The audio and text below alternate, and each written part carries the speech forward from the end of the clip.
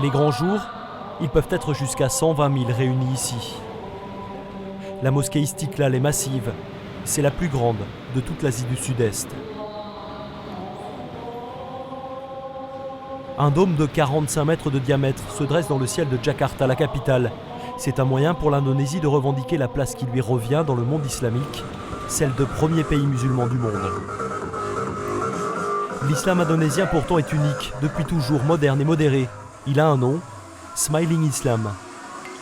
Mais aujourd'hui, comme partout ailleurs, l'Indonésie fait face à la montée de l'islamisme radical, à des hommes qui tolèrent de moins en moins bien ce grand écart culturel.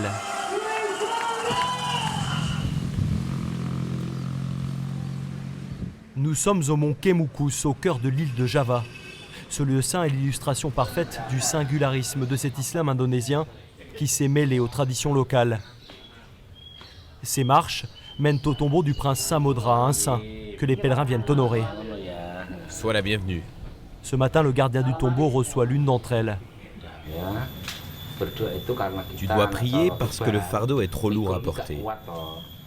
Tu dois demander l'aide du monde spirituel. Les esprits te béniront. Ils apporteront la santé à ta famille, la réussite dans tes affaires. À première vue, c'est un pèlerinage comme un autre. En réalité, pour obtenir les bonnes grâces de Dieu à Kemukus, il y a depuis des siècles un rituel particulier à effectuer. J'ai beaucoup de dettes et je veux remettre à flot mon entreprise. Je n'arrive plus à penser, mon esprit est confus. Je suis venue ici pour demander de l'aide. Et on sait qu'ici, si tu viens, tu dois accomplir le rituel sexuel. C'est comme ça. Les gens doivent venir ici seuls et se trouver un partenaire. Ensuite, ils visitent le tombeau et puis ils doivent avoir un rapport sexuel. Ça fait partie de l'islam indonésien. Ce n'est pas un problème pour Dieu. Selon moi, c'est même béni par Dieu. Dans le Coran, c'est vrai, il est écrit que l'adultère est un péché. Mais les gens viennent le faire parce que c'est ce que nous croyons bon. Cette jeune femme va maintenant accomplir ce rite qui lui apportera, elle l'espère, la bonne fortune. L'adultère intégré dans l'islam, c'est une pratique unique au monde. Au Freedom Institute, un think tank basé à Jakarta, on étudie depuis longtemps les particularités de cet islam indonésien, un islam profondément mêlé à la culture du pays.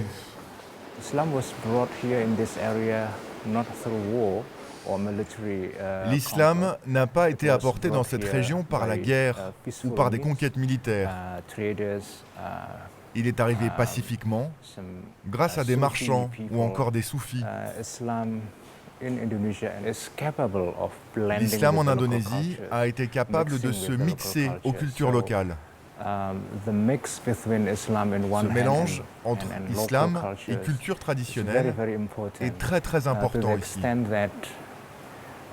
C'est pour cela que vous trouverez en Indonésie un islam très différent de ce que vous pouvez trouver en Arabie Saoudite, en Égypte ou dans tous les pays du Moyen-Orient. Prenez par exemple la situation des femmes. Vous pouvez voir qu'elles jouissent ici d'une très large autonomie. Et voici la plus indépendante des femmes indonésiennes, Julia Perez, l'idole de tout un peuple. La reine du Dangdut, une danse traditionnelle et sexy, va donner ici ce soir un immense concert. Julia Perez, c'est une icône pour la jeunesse indonésienne moderne. Elle est aussi devenue récemment l'ambassadrice d'une campagne nationale pour l'utilisation des préservatifs. Dans les loges, la star est en train de choisir ses tenues pour le spectacle. Vous trouvez pas qu'elle est trop courte? Oui, elle est courte celle-là. Ça va être compliqué? Pour l'ouverture, je vais porter celle-là. Et puis je vais en mettre une autre pour la seconde partie du spectacle. L'œil de la censure est posé sur Julia Perez. Elle est peut-être une star, mais une star sous contrôle. Dans sa loge, un homme inspecte tout. Il représente la chaîne de télévision qui retransmet le concert ce soir. Les filles, on va vérifier les costumes. Pour la télévision, il y a des règles à respecter, des règles pour les costumes. Ce sont des restrictions à propos des jambes, de la poitrine. Il faut qu'on respecte les règles du Conseil supérieur de l'audiovisuel indonésien. Oui, on n'a pas le choix. Et franchement, la robe noire qu'elle portait avant laissait clairement voir sa poitrine. Lui, c'est la police de la chaîne de télévision. C'est lui qui me crée des problèmes tout le temps à cause de mes vêtements.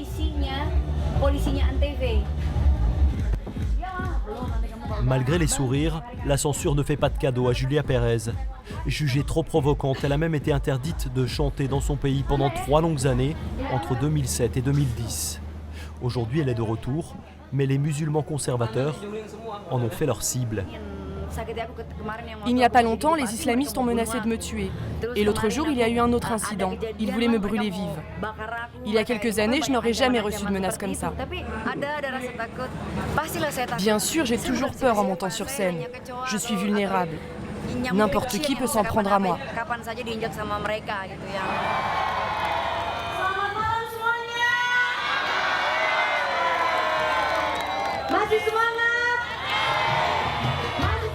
Ce soir, ils sont des milliers ici et des millions devant leur téléviseur.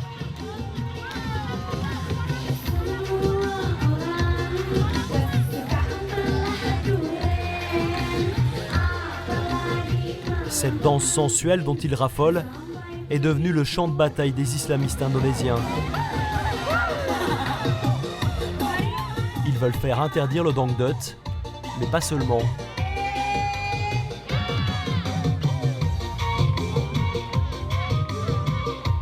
Il y a beaucoup de choses dans cette société qu'ils jugent non conformes à l'islam.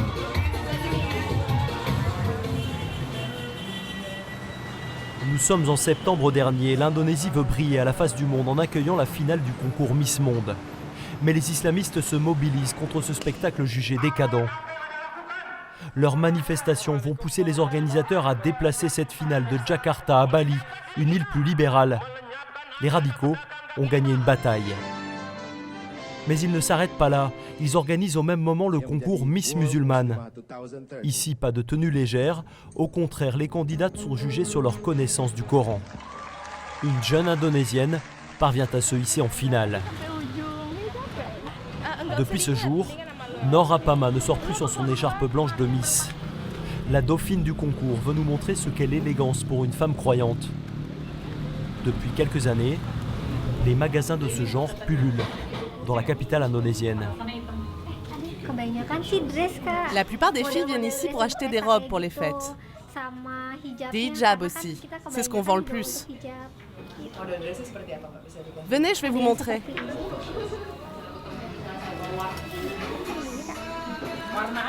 Voilà, les hijabs, ils sont là. La mode en ce moment, c'est les couleurs vives. Il y en a de toutes sortes. Noor fait partie de ces jeunes femmes qui, contrairement à leur mère, se sont remises à porter le voile. La mode du hijab est en plein boom. Alors les gens pensent que c'est juste une mode, mais c'est plus que ça. C'est un acte religieux, et ça montre surtout que le hijab ne nous empêche pas d'être créatives. Les gens voient que notre hijab est unique, et surtout qu'on a de l'imagination, du style. Oui, super. Vas-y, bouge. Très bien. La rédaction du magazine Hijabella est en plein bouclage pour son prochain numéro. On fait une petite série explicative pour montrer comment porter le hijab de manière moderne, différente. On découpe, on montre ça étape par étape.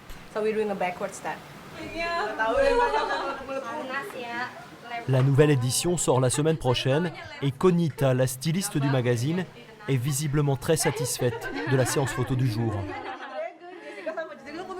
Bon, on va voir ce que ça donne. C'est elle qui est chargée de fixer les limites. Tant qu'on respecte les règles, les limites imposées par Dieu, tout va bien. La limite, c'est que les femmes ne peuvent pas porter des vêtements trop serrés ou transparents. et qu'elles ne peuvent pas montrer leurs cheveux. Tant qu'on respecte ces règles, c'est possible d'être à la mode. La mode, c'est pour tout le monde.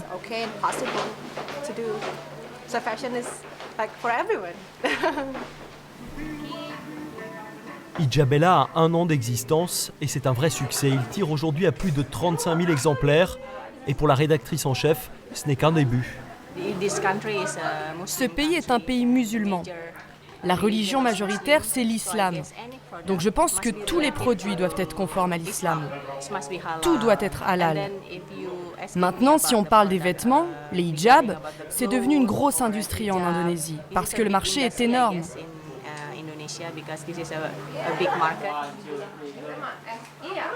L'Indonésie de plus en plus revient aux valeurs de l'islam.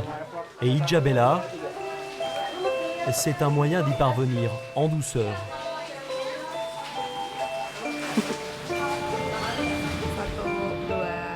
Mais le combat ne s'arrête pas au port du voile. Dans ce café, Miss Musulmane a réuni 2 amies. Penchées sur leur tablette, elles préparent une campagne d'envergure. Bon, il y a du boulot là. Oui, depuis 2-3 jours, on travaille énormément sur les réseaux sociaux.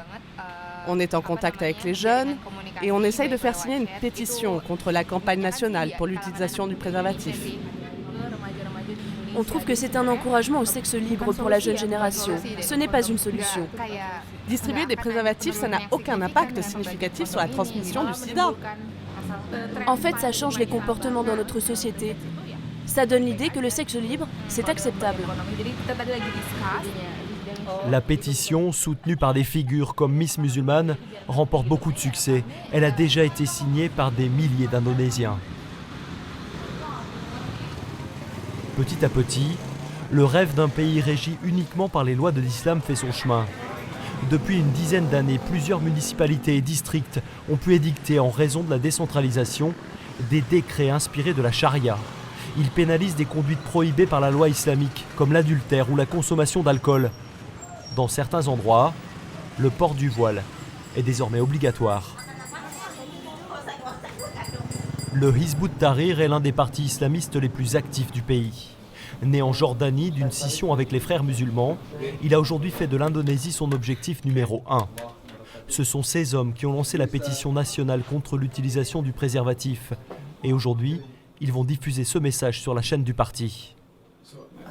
Bonjour à tous. Chers téléspectateurs, bienvenue dans cette nouvelle édition de Focus. Aujourd'hui, notre magazine sera consacré au grand thème de l'actualité. Alors, qu'est-ce que propose le Hizb ut-Tahrir pour lutter contre le sida?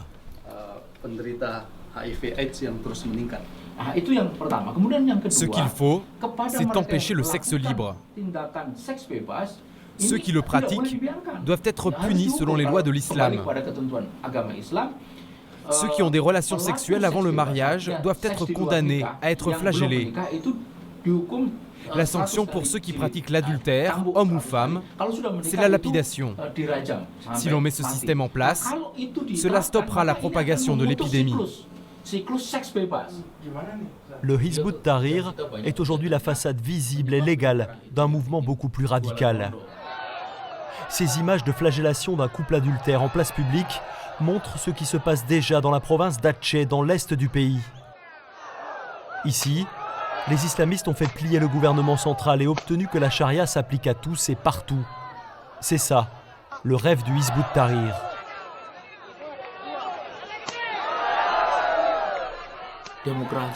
La démocratie n'est pas compatible avec l'islam. Le système que nous voulons, c'est le califat.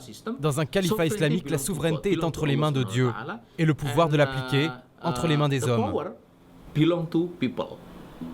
Dans ce califat, bien sûr, s'en serait fini des 5 autres religions reconnues par la constitution indonésienne. Pour beaucoup d'experts, les islamistes profitent aujourd'hui de toutes les faiblesses du système démocratique. L'Indonésie est un exemple, sans doute le meilleur exemple d'un pays où la démocratie et l'islam fonctionnent ensemble. Ceci contredit des idées reçues occidentales qui pensent que les deux sont incompatibles. La démocratie nous a apporté beaucoup de bonnes choses, une presse libre, le multipartisme, mais en même temps, il y a un prix à payer pour cette démocratie. Ce prix, c'est la montée de l'intolérance, la montée du conservatisme dans la société musulmane, la suspicion par rapport aux chrétiens, aux hindous et aux bouddhistes. Dans cette banlieue populaire de Jakarta, les chrétiens ont douloureusement expérimenté cette montée de l'intolérance. Le bâtiment en face, c'était l'église où se réunissaient les fidèles. Aujourd'hui, elle est transformée en dépotoir. Ce matin, le prêtre est sur place pour prendre quelques clichés et témoigner de cette situation. Son église, cela fait 1 an qu'elle a été fermée. Des groupes fondamentalistes venaient ici chaque semaine pour empêcher les paroissiens de participer à l'office du dimanche.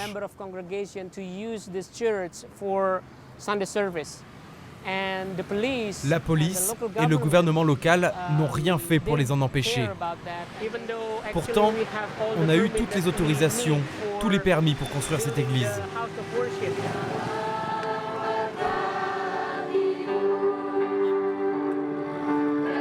Ils se réunissent là tous les 15 jours.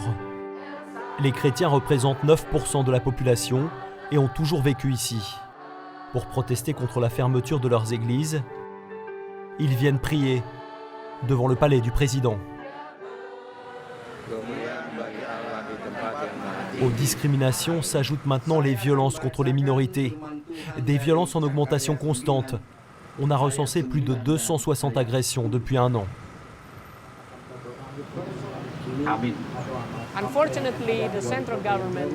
Malheureusement, le gouvernement central a ce pragmatisme politique. Ils ont peur, s'ils s'affirment et font appliquer les lois, qu'on les accuse d'être anti-islam et de perdre des votes. C'est pour ça qu'on donne une messe ici tous les 15 jours, pour rappeler au gouvernement que c'est sa responsabilité de stopper ces groupes fondamentalistes de plus en plus nombreux, pour que ceux-ci ne s'étendent pas à tout le pays et que la pakistanisation de l'Indonésie ne devienne pas une réalité. Elle approche, soyez prêts. C'est un événement sous haute surveillance qui se prépare dans ce grand hôtel de Jakarta. Julia Perez, l'idole de la chanson indonésienne, va se fiancer. Cette cérémonie est retransmise en direct à la télévision, mais elle fait polémique. Ce soir, Julia va se fiancer avec un chrétien. En Indonésie, la loi interdit à un couple interconfessionnel de se marier. C'est pour cela que les gens suivent notre histoire de si près. Beaucoup de personnes qui ont aussi une relation interconfessionnelle nous regardent comme un exemple. Est-ce qu'on pourrait être comme Julia et son fiancé Gaston? Est-ce que c'est possible ou pas? Ils cherchent un modèle, un exemple.